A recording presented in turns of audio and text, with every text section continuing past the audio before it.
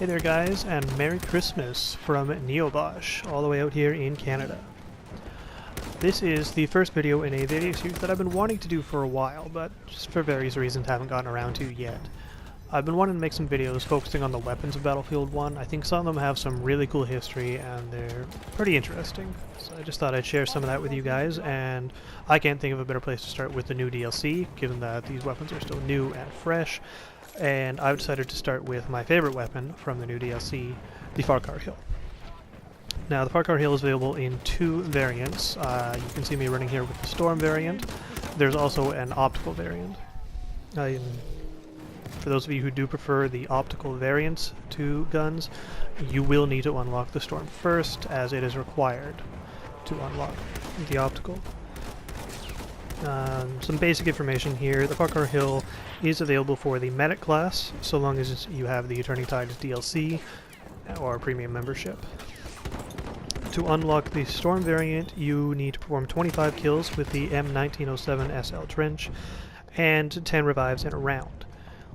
This is all rather easy, and it might actually be the first gun you unlock. I think it was the first one I unlocked. This gun fires semi-auto only and has a magazine capacity of 19 plus 1 round in the chamber. You can see right there I've got 20 rounds.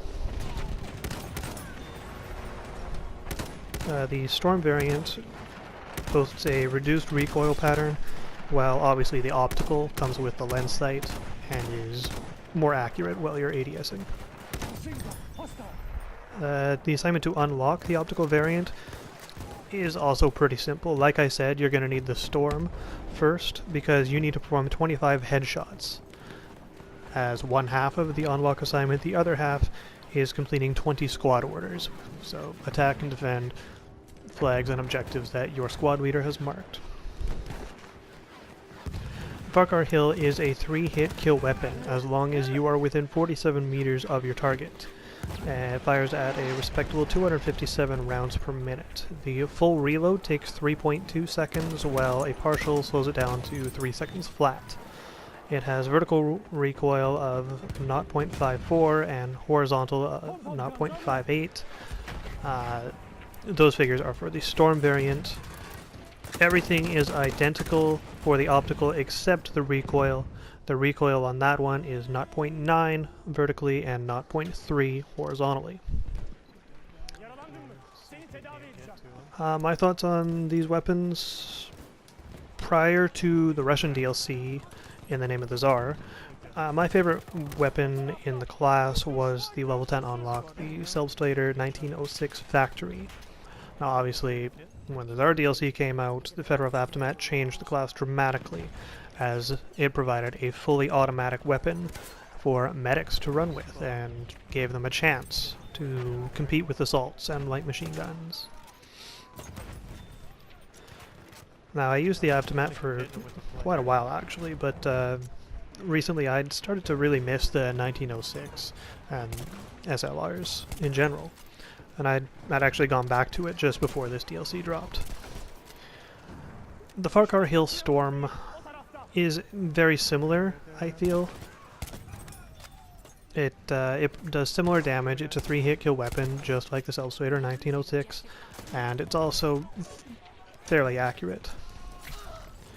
The biggest difference between the two for me is that the Farquhar-Hill Storm has a magazine capacity that's 4 times larger. Now, that's a big difference. That means you can get a lot more kills in before you need to take some cover and reload or switch to your pistol. For this reason, it's become my new favorite gun in the class. I really enjoy running with this gun. Obviously, if you want to play a run-and-gun medic, extreme close quarters, the Aftermath is still the gun for you, but for anything medium to long-ish, at least for an SLR range, in my opinion, the Farquhar-Hill Storm or Optical is the gun to run with. It blows everything else out of the water as far as I'm concerned. Now, for anyone who's interested in the real-life history of this weapon, it was developed by Morbury G. Farquhar and Arthur H. Hill. It was one of the first semi-automatic rifles designed in the early 20th century. It was first tested and patented in 1908 in the UK and 1909 in the United States. And the original design, however, had many failures. After several improved designs, it still could not satisfy the Small Arms Committee until 1918.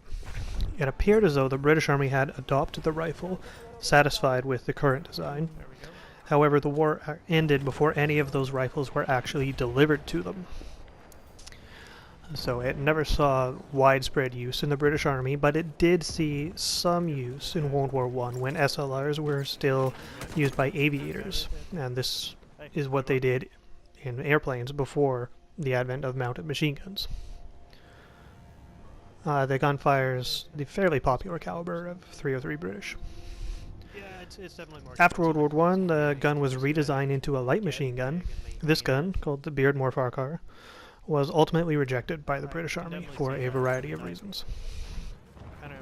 Alright guys, that's going to be it for this video. Thank you so much for taking the time to watch it. Please subscribe and hit that thumbs up button if you liked it. If you did not like the video, hit that thumbs down button. And as always, I really appreciate your support and feedback.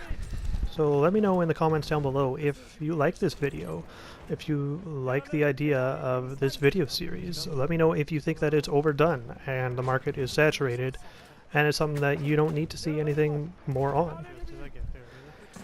My current plan is to do all the Turning Tides DLC weapons, but if I do get good feedback, I will probably go back to the other DLCs and the base game as well. One more thing I'd like to hear from you guys is, what do you think about the Farquhar-Hill? Do you like the Storm? Do you prefer the Optical? Do you hate them both? Do you prefer the Aftermath or some other weapon in the class? I want to know what you guys like. The next video will be on the support weapons from the Turning Tides DLC, so you can look forward to that, hopefully, in the next few coming days.